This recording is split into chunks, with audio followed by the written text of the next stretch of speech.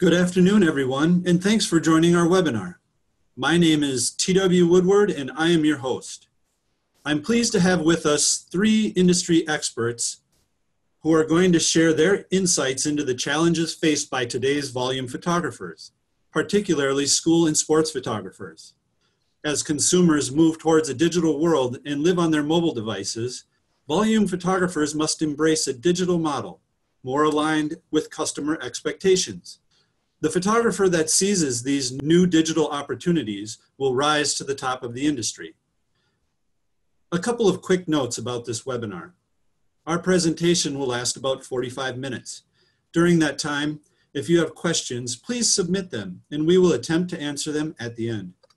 If we do not get to your questions, we will be sure to follow up via email after the webinar. Today's panelists are Ron Renholt, Michael Christman, and Rob Mulden. Ron Renholt was an executive at LifeTouch for nearly 20 years and is currently the owner of his own consulting business focused on helping companies drive profitable growth. During his time with LifeTouch, Ron spearheaded the digital transformation of LifeTouch's school and sports businesses. He moved LifeTouch's 100% paper flyer-based model to a multi-channel marketing system with online ordering capability that led to higher average orders, increased second sale revenue, and higher customer satisfaction. He also led new product development and customer insights across the company. Michael Christman is a true pioneer in his field. Starting from a garage in California, Michael had a vision of what school photography could really be, more than just an assembly line of photos for the customers and the studio. He applied his philosophies and his beliefs, and before long, his team had dominated the market. Michael went on to serve in key leadership roles at LifeTouch and really made an impact on the marketplace. In 2007, he retired, and today his focus is on teaching and mentoring business leaders on how to build strong teams, create winning cultures, and live a balanced life. Rob Mulden spent 21 years at Disney. He started in finance as part of the team that successfully launched Disney Cruise Lines, and then in 2004, Rob joined the launch team of Disney Photo Imaging, expanding the business at Walt Disney World Resort. This led to further expansion at Disneyland and the extension of the branded service to Disney parks and resorts worldwide. He was directly involved with the launch of Disney's next generation guest experience, with specific focus on how it impacted and reimagined Disney's guest photography experience at Walt Disney World. Please note, Michael Christman has a family emergency and will not be able to attend today's presentation. Ron will be presenting Michael's material. I'll now turn it over to Ron Renholt to take us through the agenda and start the presentation. All right, well, thanks, TW. First of all, I want to recognize and commend those of you out there who are listening today and welcome you to our call. But you guys have obviously been in leadership positions in companies that have been successful through what can only be considered to be some tumultuous times in the photo industry. And so we certainly recognize that and commend you. I think you'll find Rob's story about Disney's digital photography transformation to be very interesting today.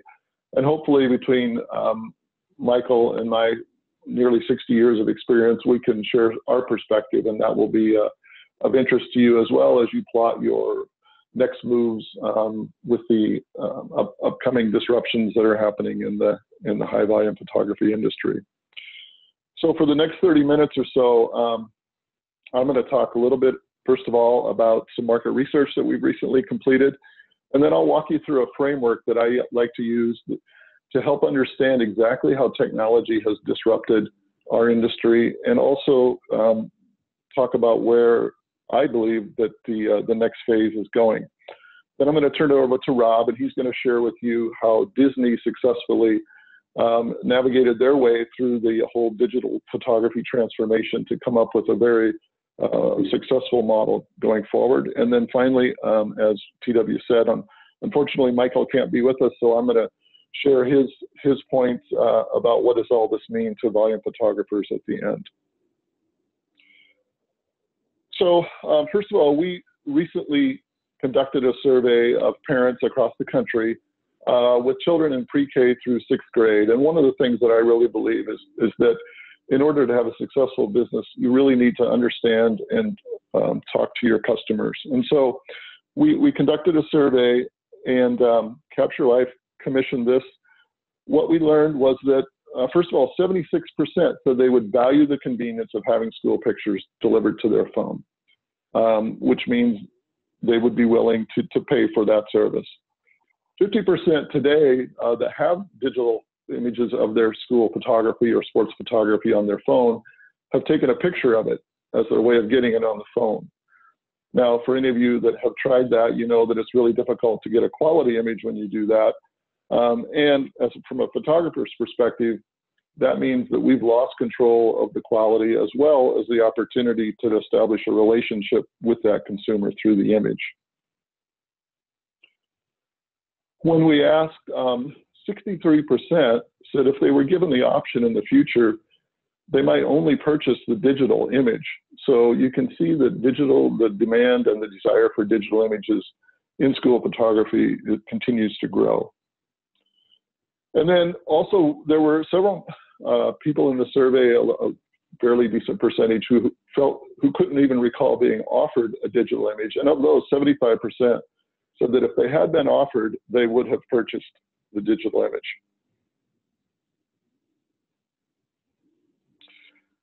I've got a lot of other data that we'll be sharing in future communications from our survey, but one of the last things I want to point out is when we asked them if there was one thing that they could do to improve the experience, other than lowering the price, which we've always heard over the years, changing the way digital images are offered was the number one thing that they said they would do to improve the school picture experience.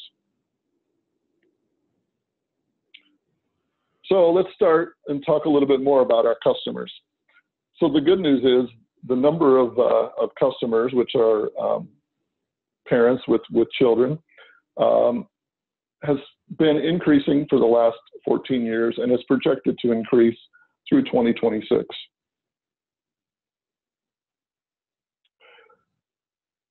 I've been asked several times over the past few months, especially, why does the school photography and sports photography business even exist in today's world with digital cameras and mobile phones?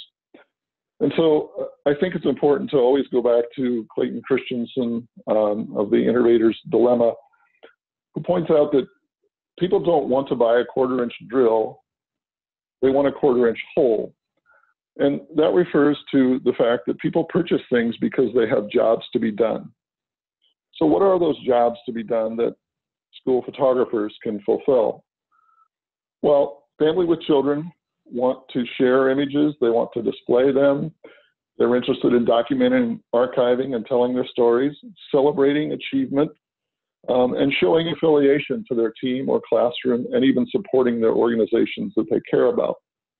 But all of these jobs are really, the foundation under all of them is the emotional reaction that parents have when they see good photos of their children. It's almost a visceral reaction. And that is really the foundation for really all of these needs. But for many years, these jobs have been fulfilled through one output, and that's prints. So whether it was to share through wallets or display at 8x10s and 5x7s, prints have been the primary way that those jobs have gotten done. And the model itself, if we think back to the good old days, so as we said, parents with children have those needs. Photographers were out there and said, hey, I can fulfill your need. And the primary vehicle was through the flyer, the paper-based flyer. Parents would then pay via cash and check. Prior to picture day, the photographer would capture the images and then about 3 to 4 weeks later send prints home to the parents. There was really no marketing required in this model. The flyer was pretty much an order form. And because we had traditional buyers, it all worked pretty well. The other thing, though, about this is it's a dead-end transaction. So next school year or next sports season, it really started all over. We didn't know what they had ordered last time around. We didn't know what children they had or what grades they were in. There was really no relationship. And then three technologies really disrupted not only our industry, but many industries. Obviously, the internet, social media, and in our case, digital cameras were technologies that had huge impacts on how people would share and capture images, how they would communicate with one another. As far as for the parents and their jobs to be done, really the format evolved. So now sharing was often done via digital rather than prints. Displaying was still primarily prints, but there was some digital display. And then, as you can see, the other ones, all some combination between prints and digital. So as they bought less prints, it became questionable as to whether or not there was still a job to be done. But the reality was the job still needed to be done. They were just doing them differently. And the most important part is the emotional reaction to photos of their children, the foundation has not changed. The research still says that that is a very strong factor. So the photography industry itself, somewhat kicking and screaming, also changed. The school and sports model evolved. So instead of just only sending home paper-based flyers, we started using text and email. Not only cash and checks were accepted, but we allowed online payments and started accepting credit cards and other methods. The photography itself moved to a digital model, which also opened up the possibility of providing a variety of other photo-based products.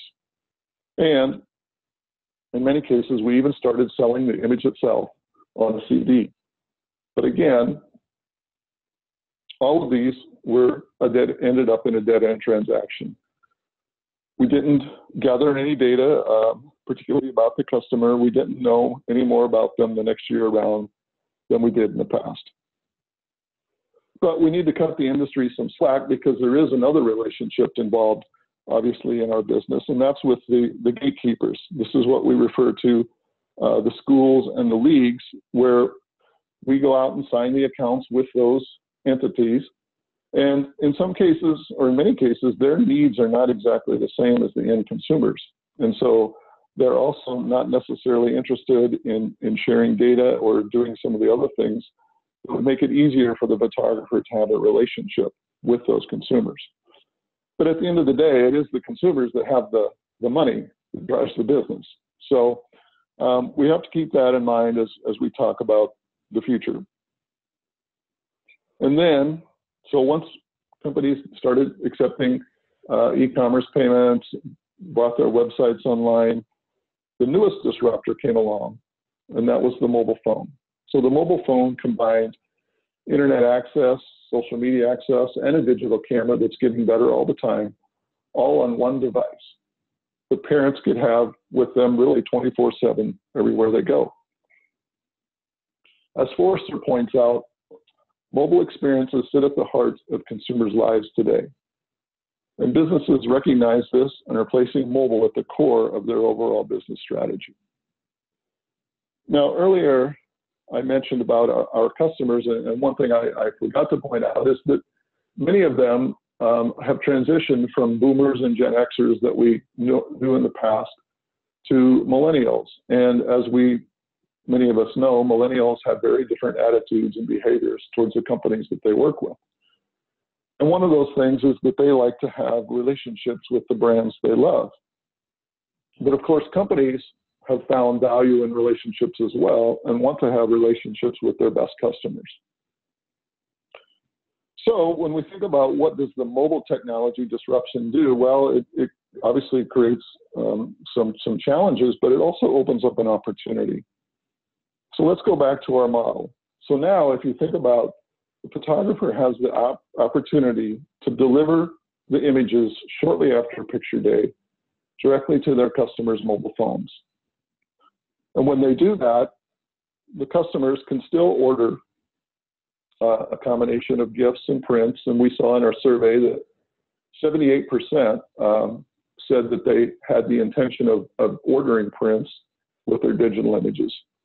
But even more importantly, when we provide that image directly to their mobile phone, it creates the opportunity for a relationship, because now we have a new channel to an ongoing conversation with that consumer. We can send them messages about gift opportunities at the holiday season. We can remind them when picture day is coming up next time around. We can talk about other venues that we might be at where we'll be capturing photos. So this opportunity for a relationship brings us back to one of the subjects of today's conversation, and that is the new entrant in the market, which is Shutterfly with their recent acquisition of LifeTouch. So Shutterfly and LifeTouch are not really being very secret about what their strategy is. This is directly from their investor presentation.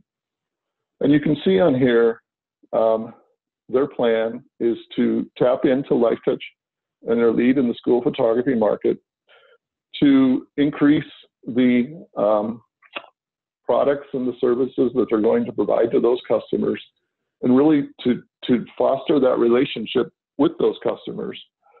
And also, their movement to mobile is a big part of their strategy. So they're planning to drive mobile monetization and continue to pivot to mobile. In fact, during the same call, the CEO of Shutterfly mentioned that 27% of their revenue now comes in through the mobile channel. So if we think about Shutterfly and LifeTouch and the fact that Shutterfly really has been focused on customer relationships since their beginning in 1999, one of their key metrics is lifetime value of a customer. They're not particularly interested in dead-end transactions, but they're not going to get there overnight. And in the meantime, we believe with a platform like Capture Life provides, you have the opportunity to really get ahead of them first and to start developing those relationships with your customers. Whereas in the past, you might have provided a digital image to them and they may have taken that to Shutterfly. So now if you can get it directly to their mobile device, maintain that contact with them and foster that relationship. So with that, I'm now going to turn it over to Rob, and he's going to walk you through the very interesting story of how Disney successfully transformed its business. Great. Thanks, Ron. Good afternoon, everyone. Thanks for taking some time out of your day today to spend some time with us. And let me tell you a little bit about the Disney story. And I'm going to take you back probably 10 or 12 years from where we started at Disney, kind of going through the digital transformation, and bring you up to today, and hope that maybe there'll be some lessons or some interesting analogs that you can attach to your businesses and to your transformation itself. So the Disney story and the Disney relationship with moving pictures and still pictures actually begins with Walt Disney. Walt understood the power and emotion in those photos and how it built a relationship with the guest. And really, that idea came into how we reimagine the business. Walt really kind of created this foundational belief the guests wanted to capture memories, mark time, and really allow families to savor and share and relive those moments from their vacations. And so we wanted to do the same thing as we started to look at how we were looking at the consumer business inside the parks and resorts.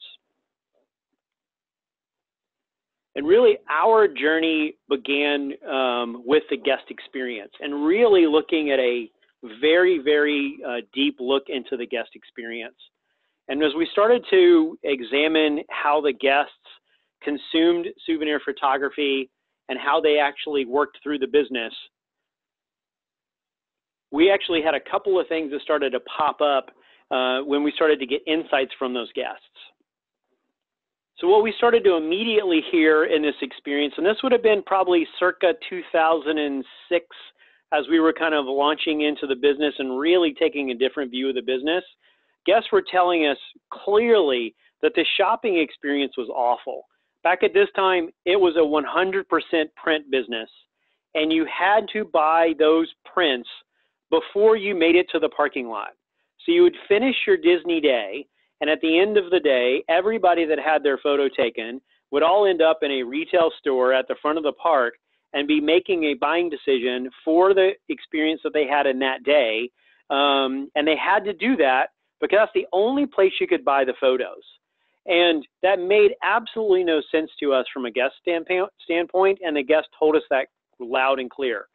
What's also interesting is we started to talk to our cast members and to our employees and the folks that ran the business, and this ability to, the shopping experience, which was so poor at the end of the day, actually created another opportunity where we actually got comments from our teams that said, yeah, at certain points during the day, we stopped taking photos because we know the lines are going to be really long and really bad at the end of the night. And we don't want to get yelled at by the duty managers because they're going to have to keep the park open for us. So it was a very interesting experience that we wanted to go launch into. And so we chose to do two things immediately as we thought about this business. So the first thing we did is we interfaced and linked all of the sites together. So all 4 parks were linked together, so you could buy any photo from any day of your experience in any park. The second thing we did is we launched DisneyPhotoPass.com, and we quote unquote went digital. And immediately we started telling guests, get out of line and go online. And I will tell you, at this point, we thought we were brilliant. We thought that we had solved the business problem for guests, and we realized, oh my gosh, Houston, we have a problem. This was what we affectionately internally called our Apollo 13 moment. What happened was the guest did exactly what we asked them to do. They went online. So the very first day, literally the very first day we started to message, go online, our in-park sales dropped 45% on the very first day. And that, as you can imagine, as the business owner and as the folks that were charged to grow the business, that was a pretty interesting moment as we were waiting for those guests to kind of come around the dark side of the moon and to re-engage with us when they went home. And it took us about a week to 10 days, and they eventually came back, and we started to see the sales trickle in online, and we started to actually see that re-engagement come back. And we knew that we were onto something, but what we reinforced was the obvious. We allow the opportunity for guests to defer the purchase without changing anything else in the business, and that will lower sales. So what we also did is we looked at this problem as an opportunity, and the ability to, when sales dropped 45% inside the parks, what we realized was, oh my gosh, we can now double our photo capture to actually go drive the business even bigger.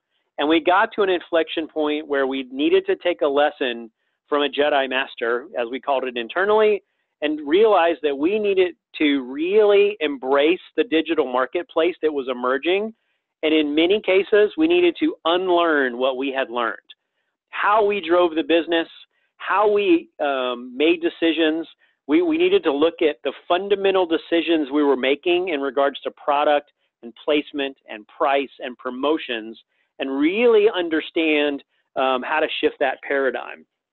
So we actually went into the business and realized we needed to reposition the business for the future, and that we needed to take this business, which was a product-based business, and actually shift it up into a service-based business, because we were getting consistent pressure from our guests to commoditize the business. When we were competing on a product basis and competing on selling prints, we consistently were having to fight the price value battle with them.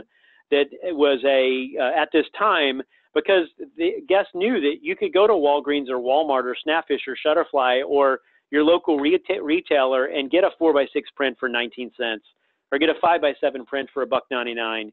So when we were selling $12.95 or $14.95 or $16.95 prints, it didn't make sense to them. So we actually had to change the entire paradigm of how we approached the business, and we rebranded the entire business. We named it Disney Photo Pass. We gave everyone a rally cry on how to talk about not this product that we sold, not the output, but about the service that we delivered. And so we actually started to message the guests, look, there's no obligation to buy. You can take your photo. You can go look at it when you're in the park. You can look at it at any park during your park experience, or you can go online and look at it when you're at home. totally trying to change this rally cry and to give us something other to talk about other than just talking about, do you want to buy a print? That started to change how we thought about this continuum, and we started to drive the business up the continuum and really look at digital in a different way. What we realized was that having a website is not really digital. That's not really the transformation what we were looking at. We launched a website, and what we quickly learned was that digital was a catalyst to evolve our entire process, the entire way that we actually chase the business. So the first thing we had to do when we wanted to start to grow the business and essentially double our photo capture and double our business is we had to invent a whole new tagging and upload ability to be able to chase the business. So we actually created a couple of revolutions of technology where we attached a PDA to the camera, which allowed us to wirelessly upload the photos in real time to get them into our ecosystem as quickly as possible. And to be able to do that, we had to think newly about how we wanted to do association. In the good old days of the theme park photography, every time you would click a shutter button, a photographer would give you a piece of paper with a number on it. You would take all of those pieces of papers to the front of the park and hope that you had them all when you ended up there at the end of the day, and then someone would have to key in those numbers and pull up all your photos. We needed a way to create some media that we could associate to be able to do that at volume and at speed. So we had to continue to evolve the digital marketplace and our workflow management to really kind of take advantage of the digital marketplace. The last evolution that we needed to do was evolving our product. So once we started to get into this notion where we were taking more photos, once we doubled our photo capture and we doubled the photographers that we deployed and then we doubled them again, all of a sudden we had another interesting business problem, which was it was now not affordable for a guest to actually consider buying the individual prints, products, or downloads from the portfolio of photos that we were capturing. We actually invented an interesting problem because it was creating a lot of issues with guests where their budget for what they wanted to pay for the service could not support the amount of content we were providing, which was a perfect innovation point for us where we launched this product, PhotoPass Plus, which is essentially get all of your memories from your Disney vacation for one price. And that moment, when we started to do it, we actually originally called it the Photo CD. We got caught in the trap of describing our product and describing what we did as the conveyance upon which it was actually delivered. And then we realized we needed to continue to boost that service and that message so that guests really understood what we did. Now, I will tell you, when we launched this product in 2007, 2008, my product development manager thought that I was an absolute maniac. We launched this product at $99 for all of your digital photos. And we launched and we went into the marketplace with an idea that was fairly blasphemous for the rest of the marketplace, which was we provided as part of this product a limited license where they could go reproduce the photos wherever they wanted to go. We wanted to take a super laser-focused, guest-centric approach to what was one of the biggest barriers and one of the biggest irritations by the guests, and we wanted to kind of push that downstream and make them as happy as possible. My product developer that actually said that I don't think we're going to sell 100 of these in the first year came back to me after the first year after we had sold over $1 million of this product and said, boy, I was totally wrong. I think we need to raise the price. And that's what we were able to do. We were able to push our photo capture and to drive an additional and to continue to drive this additional concept of driving what we internally would call moving from scarcity to abundance. When we started to take a lot of these photos, I'm going to throw up some photos, some princess photos. These are my daughters, by the way, a few years ago. But that photo that's on the screen, that is what we would affectionately internally call the primary photo, the primary shot. if you were going to buy a piece of paper and buy one, and you could only afford one photo of your encounter with Cinderella, you would buy that photo. Head and shoulders turned to the camera, pose photo. It typically comes at the very end of the interaction. But what we realized is that we were paying our photographers to stand there and watch the entire interaction. And they had a high-speed digital camera on their hip with a $900 speed light where they could actually shoot better photos than the guests that were there. And so we actually challenged them to do that. We started to challenge the photographers to think in abundance. The guests that were purchasing these photos, we would encourage them to actually drive to go take these photos and essentially creating a storybook or a storyboard of the entire experience. And what we found was these emotional connections and these emotional stories were ones that we could take that a guest weren't ready for, because if you're using a cell phone, it's hard to shoot this fast. The other thing is that we then started to train the photographers, the characters, and the character attendants as a unified unit. And we choreographed these experiences. So we trained the characters to know where the photographer was going to be. We trained the attendants on how to message to the guest. We trained the photographers on where to stand and where those moments of interactions were going to be. When we did that, we drove this, essentially we used to average one photo per encounter at a princess encounter. Today at Walt Disney World, that number is somewhere between 6.5 and 10. So if you can imagine just how many of those character engagements happen on an annual basis, that's how we were able to drive photo capture up gigantically. And a lot of people would look over my shoulder at Disney and go, oh, wow, we hear your program is really successful and it's really popular, and we hear that it's doing very well. It must be because you built a website, right? It's because you're selling digital photos, right? I'm like, no, that's actually not it at all. It's the digital platform enabled Disney to gigantically explode photo capture. But there was a declining buy rates just like everybody else in the industry, and a declining desire for people to buy pieces of paper. But what Disney did was subtle. What they did is we grew photo capture 50x to be able to go to do that, and that was enabled by the digital platform. Once we did that, we were able to start to sell in a completely different way.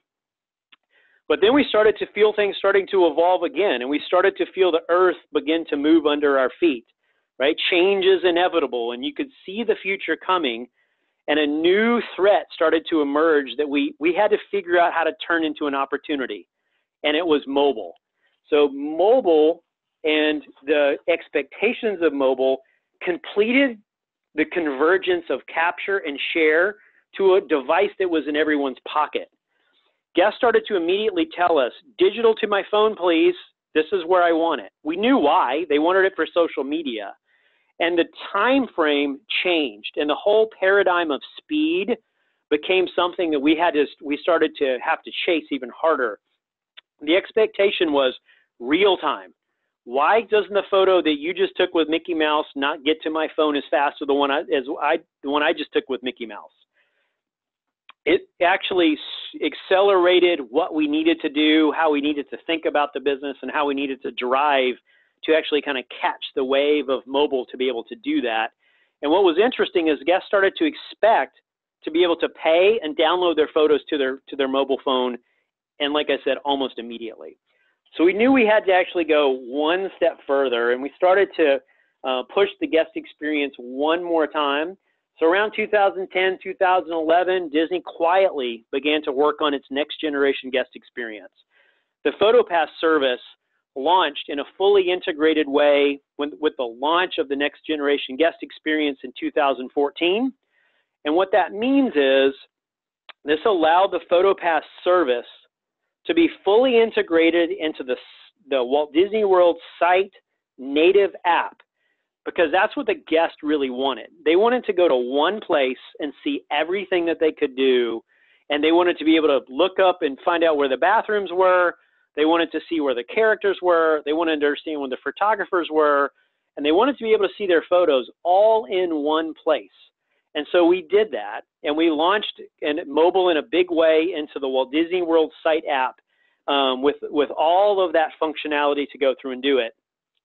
What was interesting, though, that's what the guest wanted. That's the value that the guest saw. What was the value to Disney and what we really wanted, and what I personally really wanted as the owner of the business, is when we did that, we took that portfolio product, that PhotoPass Plus CD, and we rebranded it again, and we called it Memory Maker.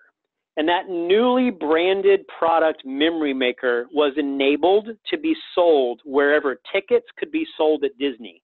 And that was when the power of where the business took another step function of growth. When you came in to, whether it was on the app or on the web, or you called Disney reservations, they would ask you, do you want to buy tickets? Do you need a hotel room? Would you like to buy Memory Maker, which is getting all of your photos from your entire vacation included in one price? And we made the ability for them to purchase super easy, right in the time frame when they were in a transactional mood. And we launched that service, and by this time, the retail price for all your photos for a Disney vacation, and it is what it is today, is $199. So for $199, you can get all your photos, but wait, there's more.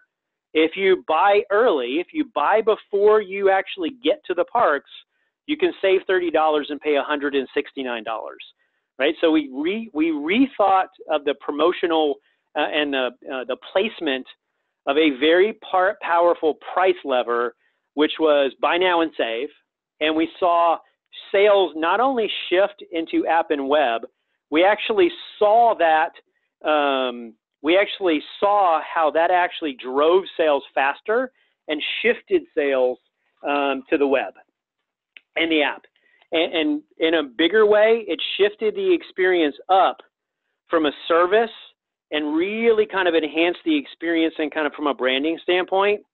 Being able to do that, what happened was the majority of sales at the Walt Disney World standpoint are all digital.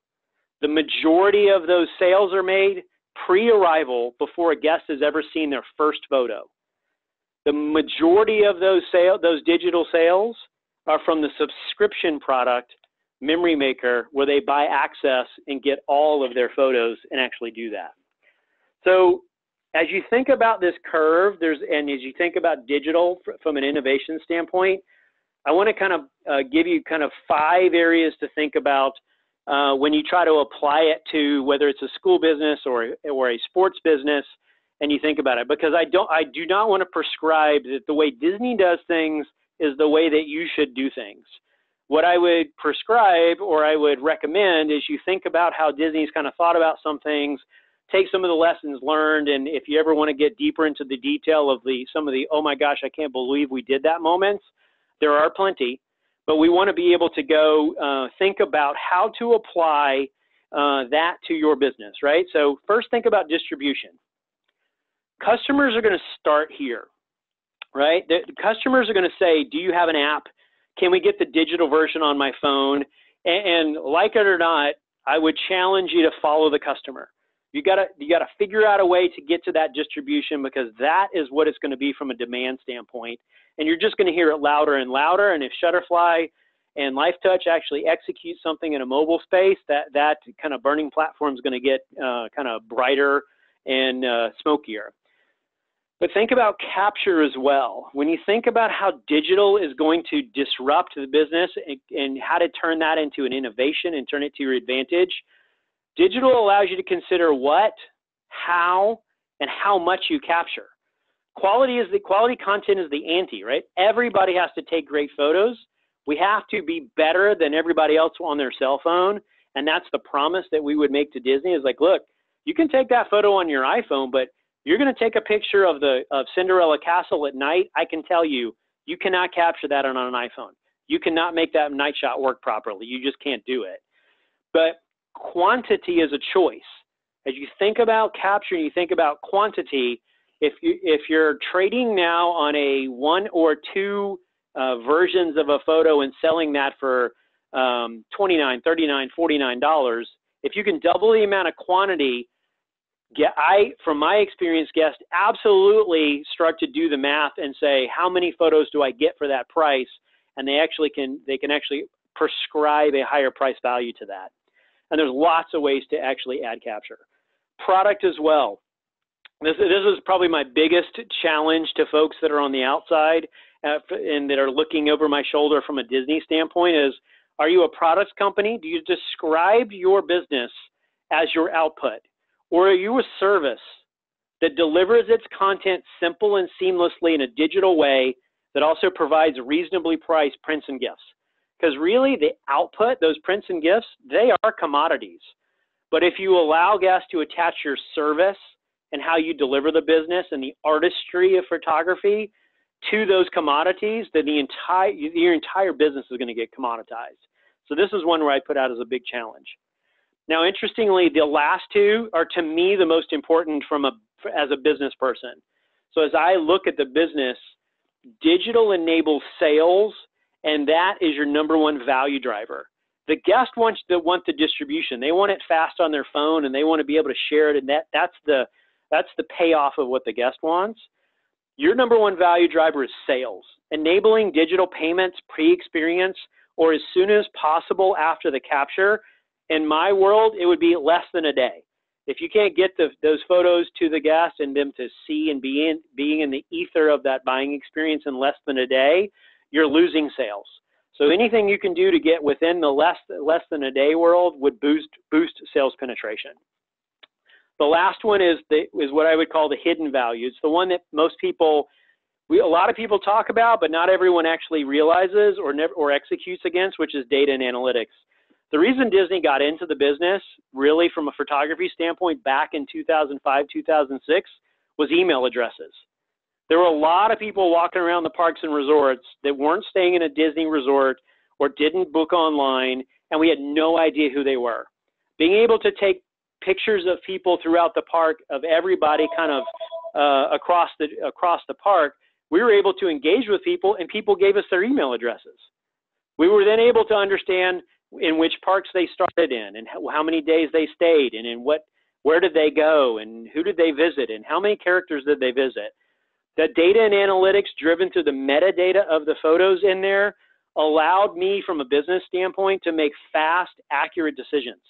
I could tell you exactly which character generated the most revenue per encounter across the entire supply chain. By the way, that character is Santa Claus, not even a Disney character. #2, Darth Vader. #3, Mickey Mouse, right? So I knew that if I could put a photographer with Santa Claus, Darth Vader, or Mickey Mouse, guaranteed I could make money, pay for the labor for that location. I could also tell you which fairies didn't actually sell. And I would put a photographer with Tinkerbell every time, but never with any other fairy. That allowed us to get into these conversations about how to deploy labor and how to think about your business. Because from our view of the world, the two biggest expenses to the business were labor and technology. Whether it was building, supporting, or delivering from a technological standpoint, those were the two biggest things that we needed to control, because we wanted to put it in as precise a location as possible to drive content, capture, sales, delivery, profitability. So as you think about this business, and as you think about digital, I wouldn't think just about an app or just about the web. I would think broadly about how your business is going to get disrupted when you actually interject any of that digitization into the business. That really is the shortest version I can do of probably what is a 2-hour presentation of our journey. But hopefully that's giving you a little bit of insight on some of the stuff that we did and kind of why we did it. More than welcome to answer any questions as we kind of go through the presentation. Thanks very much. Okay, thanks, Rob. Well, as we mentioned earlier, unfortunately, Michael can't be with us today, so I will do my best to convey his message as well as the passion that he delivers it with. Given his 40+ years of experience in this industry, his perspective is, I think, very valuable. So You know, while Disney was reinventing itself, it's interesting to think about what went on in the world of high volume school and sports photography. Well, first of all, we've been busy fighting over market share. We focused on growing revenue that we need to run the business, while schools continue to remain focused on commissions and revenue. Of course, some photographers copied what the big players were doing, thinking that that would be the winning thing to do.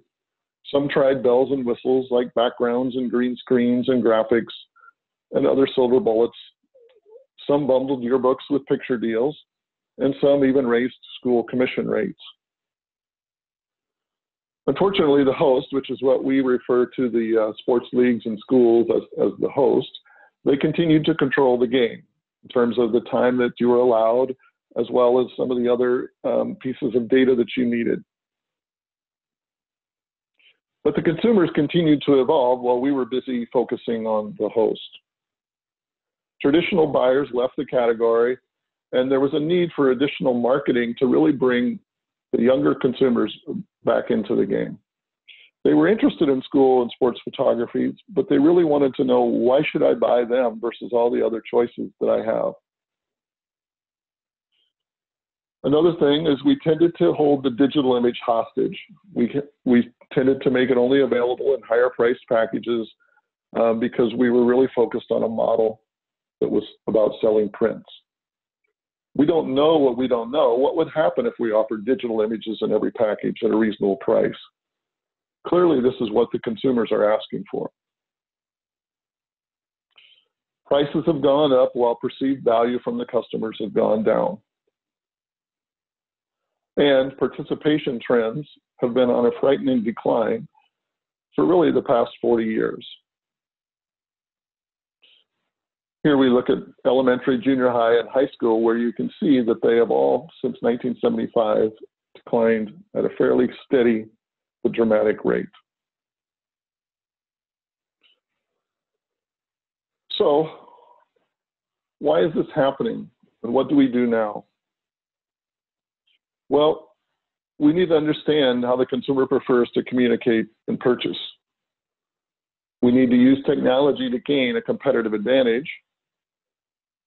We need to re-educate the host and find out ways to make a shift in our process and protocols that are really worth their time and effort. Regardless of what we want to do with the consumer, we know that we have to make an agreement with the host based on their needs and desires. We have to focus on producing quality images and a great experience that compel parents to buy. Especially millennial customers are not going to tolerate poor image quality. Get those images on mom's cell phone as quickly as possible while the experience of picture day is still alive and the emotions are high. We need to establish lasting relationships with the end consumer, which would be for really the first time ever in this industry, and expand our revenue source to include grandparents and others with a single click. Well, why now? Well, the current model, to me, doesn't look sustainable. When you look at the trajectory of participation and some of the other metrics. The cost of dealing with the host have not gone down. In fact, they want more services.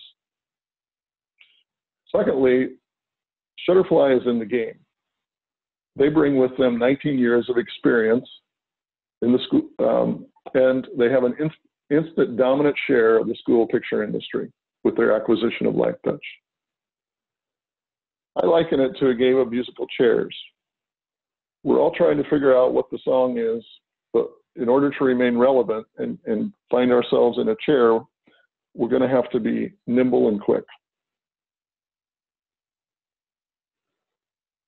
We know that parents still love their kids and want pictures of them. So what's the risk? Well, the biggest risk is doing nothing, and the trend continues. Labor, equipment, and servicing costs will continue to increase, and revenue per student continues to decline.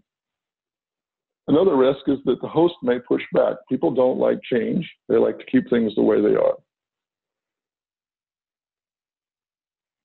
Host will want to know, well, what about this change is good for me? Why should I provide you more data?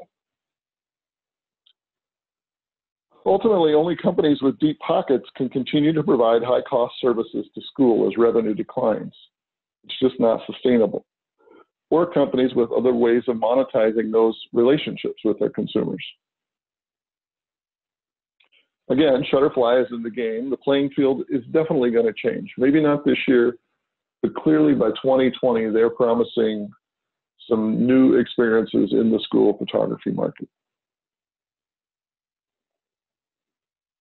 But they're not the only game in town, and maybe not even the best game in town for digital delivery of volume photography. So that opens a window for everybody else. It's going to take them a while to get their strategies in place. Size is not their friend. For those of us who have been part of that organization, it does not move quickly. So there's a lot of moving parts, and it will take time to turn that ship. So our message to you is really, try something. If it doesn't work, don't turn back. Look at how Disney kept moving forward to find the right combination for their photo business. And remember, parents still want to see good photos of their children.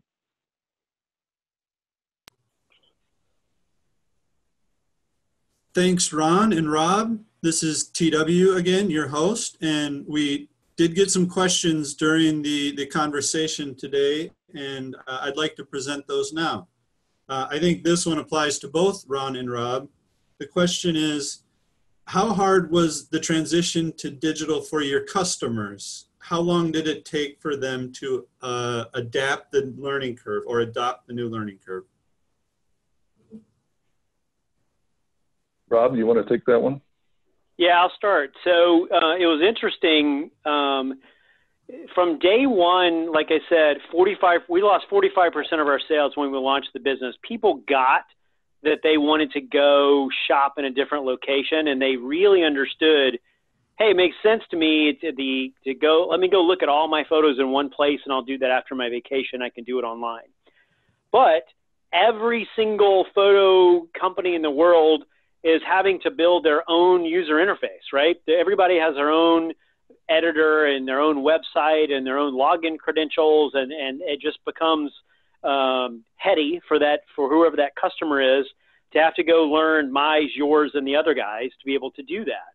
So for them to actually understand how to do it was pretty easy and pretty quick. We got it down to a kind of step one, register, step two, log in, step three, add your code, and the photos kind of automatically appeared for them to go and do their shopping to go through and do it.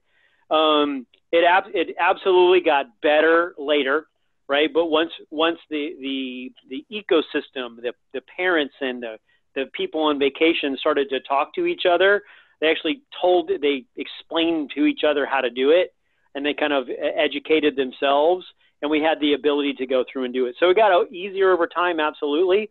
But I will tell you, my customer support costs went up, right? The ability to handle, oh my gosh, I don't know how to log in. I forgot my password. I can't find my photos. I can't find my card. Absolutely, you gain or you accumulate kind of new sets of issues that you have to resolve for the guest from a customer service standpoint. Ron, is that similar to your experience with at LifeTouch? Yeah, I would just add to that we tried to place a value on the resolution of the image. So initially we tried to sell a low resolution image for a lower price than a high resolution that you could actually do something besides view it on a computer. And that made no sense to the guest. And so really, I think in terms of, I think it wasn't so much the challenge of the consumer figuring out, it was really the company figuring out how to place the appropriate value on the image that the customer wanted. And I would say that that's still a bit of a work in process, but that's the key more so than the customer figuring it out. All right, we've got another question. And this is, are there any specific ideas on how to apply the Disney transformation to school or sports photography? Hey, Ron, you want to take a crack, or? Sure.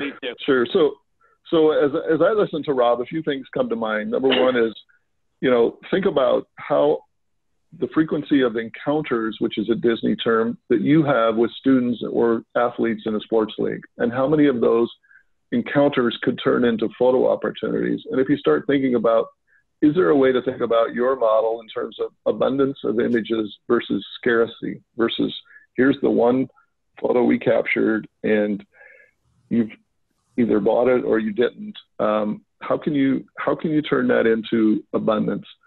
And then the second thing is think more about whether it's the service or the experience, putting the value on that versus the product, right? So again, that old equation of the more paper in the package, the higher the value. I think that that's just not going to work long term. I think it's already not working. So, you know, but absolutely, you have you know, as an industry, we have a right to charge for the equipment we bring, the expertise we bring, and the quality of photographs we capture. Yeah, and I'll give you another insight as well. This is from I'll give you the customer view. My wife is a teacher. There is a school photography package. There's a photo of her class photo sitting on my kitchen table right now from a school photography. I am absolutely going to go scan that photo, right? It's I want it digitally. She wants it digitally. Just the ability to deliver to what the guests really want. And they really want that digital file. So anybody in my view of the world, again, my view of the world, anybody that's burying the digital as an add-on or as anything other than their primary product, I think is not targeting the guest. So I would, if from a school photography standpoint, I would promote the service and create a branding of the service that you deliver. And then I would actually promote that service at a fee. It goes back to almost the old sitting fee, right? You're paying for the artistry and the capture and the ability for that photographer to be a professional, and then you're selling stuff on the back end, right? That would be step number one. The second one, and if it was me, I would be challenging my operations and my technical teams that the photos need to be viewable by mom on her phone the same day the photo's taken. If I was trying to do two things in the school photography business, and if I was starting my own company, those are the two things I would start with. Great. One final question. The question states that there is evidence that millennials aren't interested in professional photography. Have you seen any evidence of this? Yeah, I can take that one first. Yep. Absolutely not. I mean, I think they're not interested in poor quality photography delivered in a model or in a price value that they don't believe is reasonable. But if you look at kindergarten and pre-K buy rates, and you look at the number of millennial parents who still get their children dressed up and their hair fixed for school picture day and the excitement around that,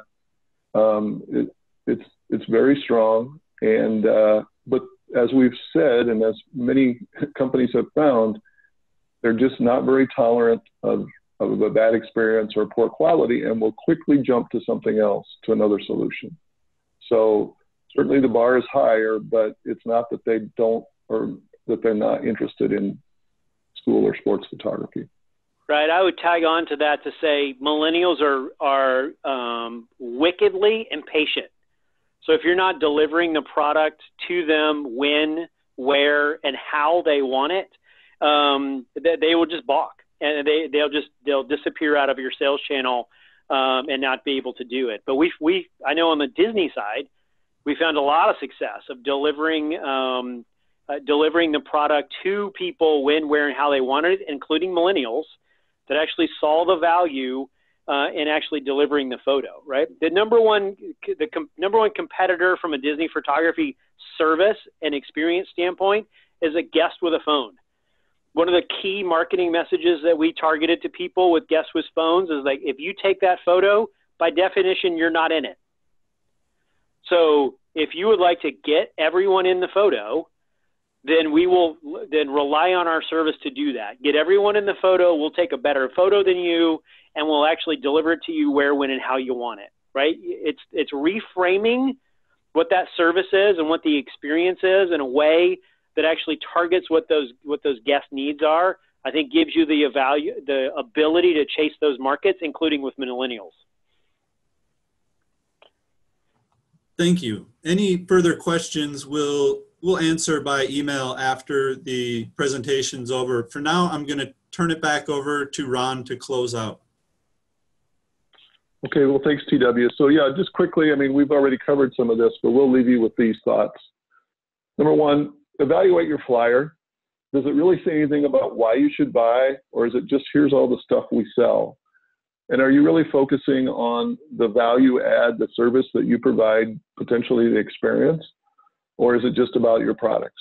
Think about abundance. We already talked about that. Can you photograph the children while they're in line? Can you find other opportunities to capture images that could be part of a package that parents buy? How many encounters do you have? How could you leverage them? And then have you challenged, as Rob said, your operations and product design teams to figure out how to deliver images by the end of the day? LifeTouch currently promises 3 weeks on their website. Can you beat that? Are you having conversations with your school and league accounts about how their parents' demands are changing? We know the host has a say in all of this, but it's going to take informed conversations to get them to change and to move.